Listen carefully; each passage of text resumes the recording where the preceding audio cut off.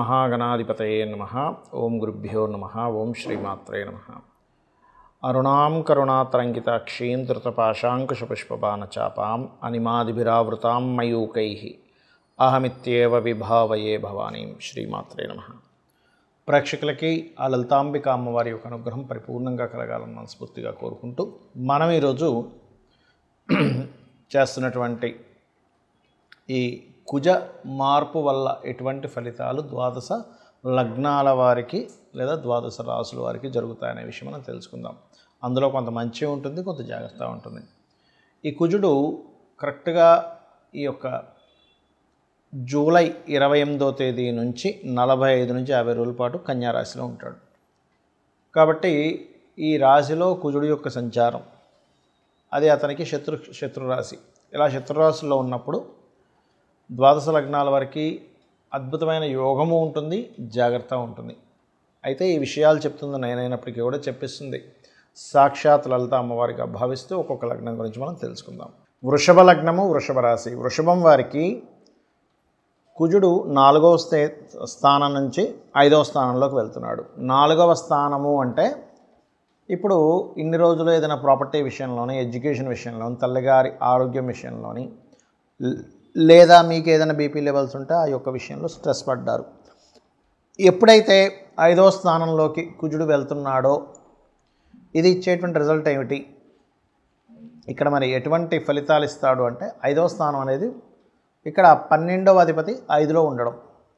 దీనివల్ల ప్రధానంగా ఆలోచన విషయంలో జాగ్రత్త ఏం తీసుకోవాలంటే ఒక్కొక్కసారి అగ్రెసివ్గా కొన్ని నిర్ణయాలు తీసుకుంటూ ఉంటారు.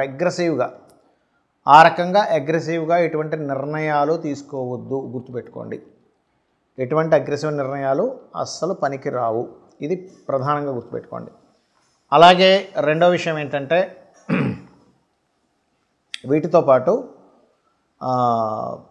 అగ్రెసివ్ నిర్ణయాలు ఒకటి పనికిరావు. రెండో విషయం సంతానం విషయంలో ఒక మంచి చెడు ఉందండి. ఏమిటది అంటే మీ యొక్క సంతానాన్ని విదేశాలకు పంపించాలనేటువంటి ప్రయత్నము ఫలిస్తుంది. అట్ ది సేమ్ టైం ఆ యొక్క విషయంలో ఎక్కువ స్ట్రెస్ కూడా అవుతారు. ఒకటి నిర్ణయాలు అగ్రెసివ్ పనికిరాదు, ఒకటి సంతానం విషయంలోని, ఫ్రెండ్స్ విషయంలో పనికిరాదు. షేర్ మార్కెట్ విషయంలో చాలా చాలా చాలా జాగ్రత్తగా ఉండాలి, ఇది ప్రధానంగా గుర్తుపెట్టుకోండి. అలాగే మరొక విషయం ఏంటంటే ఇక్కడ మరి మంచి ఏమిటంటే ఏదో ఒకటి మంచి జరగాలి కదా, ఒక గ్రహం దగ్గర ఉందంటే అంటే మీకు బిజినెస్ రిలేటెడ్ సంబంధించినటువంటి విషయాల్లో చక్కటి లాభాలు ఉంటాయి. అంటే ఇక్కడ ఏంటంటే వ్యాపార యోగాలను యాక్టివ్ చేస్తున్నాడు. ఇక్కడ బుధుడు శత్రుక్షేత్రంలో ఉన్నప్పటికీ ఈ లగ్నానికి సప్తమాధిపతి వ్యాపార కారకుడు అవుతున్నాడు. కాబట్టి వృషభ లగ్నానికి లగ్నాధిపతి శుక్రుడు అయినప్పటికీ కూడా ఈ లగ్నానికి శుక్రుడికి కుజుడు మిత్రుడే అవుతాడు, శత్రుడు అవ్వడు, గుర్తుపెట్టుకోండి. కాబట్టి మిత్రుడు అయినందుకు ఈ యొక్క కాంబినేషన్లో ఈ ఫలితాలను ఇస్తాడు.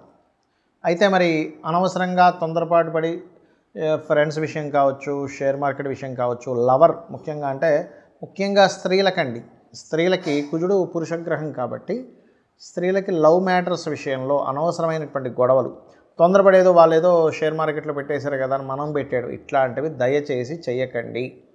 ఇక మీరు ఇటువంటి విషయాల్లో ఎటువంటి ఇబ్బంది కలగకుండా ఉండాలంటే హనుమాన్ ఆరాధన, సుబ్రహ్మణ్యేశ్వర స్వామి ఆరాధన, కందులు దానంగా ఇవ్వడము, లక్ష్మీ నరసింహస్వామి యొక్క కరావలంబ స్తోత్రము, విష్ణు సహస్రనామాలు ఎక్కువగా చేయండి, అనే విధాలా బాగుంటుంది. అయితే మరి ఈ కుజుడు కన్యారాశిలో సంచరించేటప్పుడు ఎటువంటి ఫలితాలు ఉంటాయి? ముఖ్యంగా ఇది సైన్యము పైన ఉంటుంది, బాగా గుర్తుపెట్టుకోండి.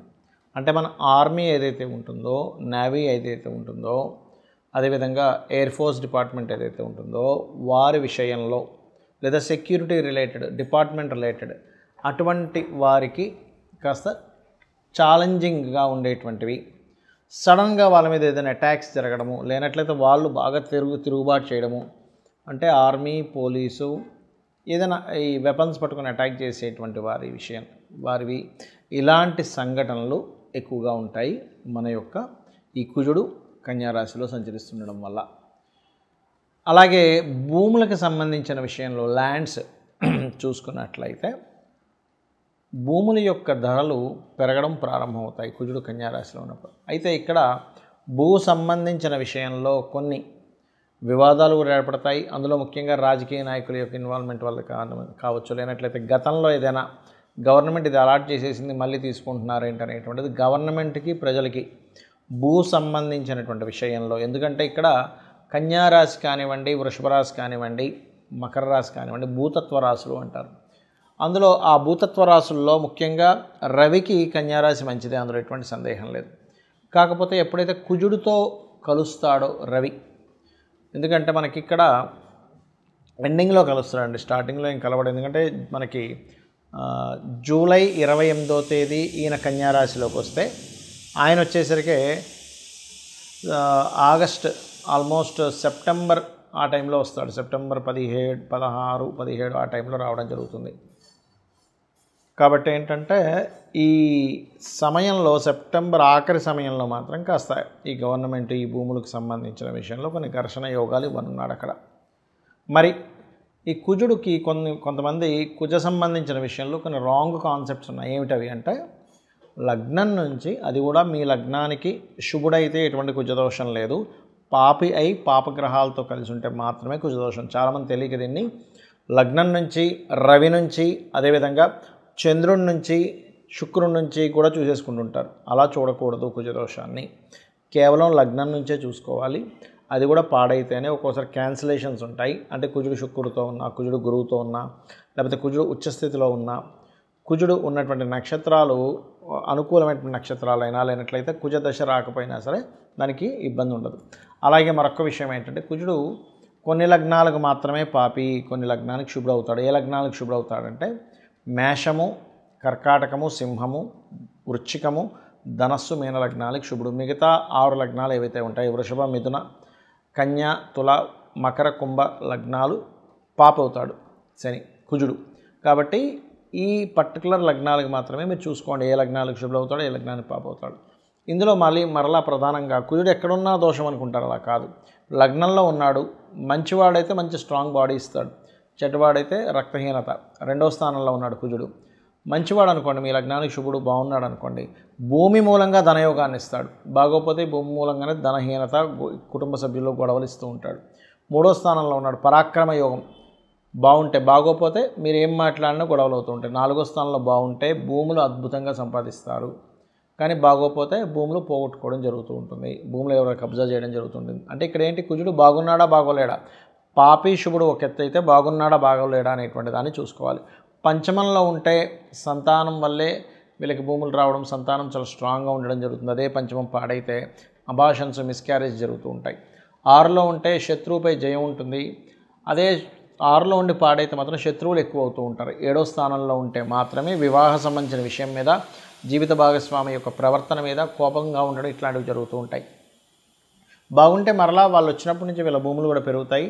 అష్టమంలో కనుక కుజుడుంటే అది పాడైతే యాక్సిడెంట్స్, పాడవకపోతే తాతగారు ఆస్తి రావడం జరుగుతుంది. 9వ స్థానంలో కనుక మీకు కుజుడు ఉన్నట్లయితే, ఇక్కడ 9వ స్థానం అనేటువంటి తండ్రి స్థానం కాబట్టి ఏదైనా అంటే తండ్రి ద్వారా బాగుంటే తండ్రి ద్వారా ధనము, తండ్రి యొక్క శక్తి మీరు పొందుతారు, అంటే తండ్రే మీకు సపోర్ట్ అవుతారు. లేనట్లయితే తండ్రితో గొడవలు ఉంటాయి. అదేవిధంగా లక్ష్మీ నరసింహస్వామి ఆరాధన ఇలాంటివి చేయడం వల్ల కూడా బాగుంటుంది 9లో కుజుడు ఉన్నప్పుడు. 10వ స్థానంలో కుజుంటే లీడర్ అవుతారు బాగుంటే కనుక, బాగోపోతే కనుక అదే కంపెనీలో అదే జాబ్లో వాళ్ళకి ఇబ్బందులు వస్తూ ఉంటాయి. 11లో ఉంటే రియల్ ఎస్టేట్, భూములు, మిషనరీస్ వల్ల లాభాలు ఉంటాయి, బాగోపోతే వాటికి రావాల్సిన లాభాలు ఆగిపోతూ ఉంటాయి. ఇప్పుడు 12వ స్థానంలో కుజుడు ఉంటాయి, వివాహ జీవితం తర్వాత గొడవలు ఉంటూ ఉంటాయి. అలాగే ఇన్వెస్ట్మెంట్ చేసేటప్పుడు కాస్త చూసుకొని చేయాలి. బాగుంటే భూమి మీద ఇన్వెస్ట్మెంట్ చేయడం వల్ల కోట్లకు కలిసి వస్తుంది, బాగోపోతే ఆ ఇన్వెస్ట్మెంట్ స్ట్రక్ అవుతాయి. కాబట్టి ఇక్కడ ఏంటి మీరు చూసుకోవాల్సింది, అసలు మీ లగ్నానికి కుజుడు శుభుడా కాదా, పాయింట్ నెంబర్ 1.